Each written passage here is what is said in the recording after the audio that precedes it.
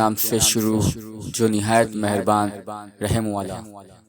تجھے اللہ کی عبادت کے لیے اگر اٹھایا جائے یا بد مذہبوں کی صحبت سے بچنے کو کہا جائے تو جمائیاں انگڑائیاں لینا شروع کر دیتا ہے اور ہیلوں بہانوں سے اٹھنے کا نام نہیں لیتا۔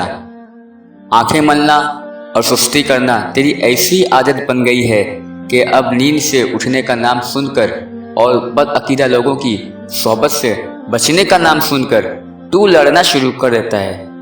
بھلا یہ کوئی غالی ہے؟ نہیں، بلکہ تیری خیر خواہی ہے۔ اعلیٰ حضرت نے محاذ پہ چومکھی لڑائی لڑ کر خوب گالیوں سے بھی نوازا گیا، لیکن آپ نے بلا خوف اپنا کام جاری رکھا۔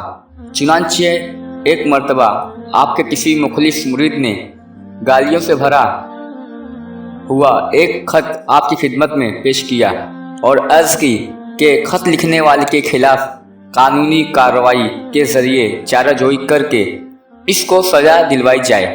اعلیٰ حضرت اندر تشریف لے گئے اور اپنے گھر سے بہت زیادہ خط جو آپ کی تعریف و تحسین میں لکھے ہوئے تھے اٹھا کر لے آئے اور فرمایا، پہلے ان سب کو انعام دے لو، پھر اس کو بھی سزا دلوا دینا۔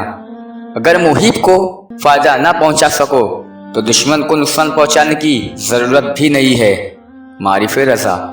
دنیا کے اس جنگل میں ذرا جگنو کو چمکتا دیکھ لوں یا درخت کے کسی پتے کی آواز سن لوں تو مارے خوف کے میرا دل دھڑکنے لگتا ہے۔ خدا را مجھے بتاؤ کہ یہ کسی خبیث روح کی آواز ہے یا کوئی چھلاوا اور گول بیابانی ہے۔ جگنو چمکے پتا کھڑکے مجھ تنہا کا دل دھڑکے، مجھ تنہا کا دل دھڑکے۔ جگنو چمکے پتا کھڑکے مجھ تنہا کا دل دھڑکے، مجھ تنہا کا دل دھڑکے۔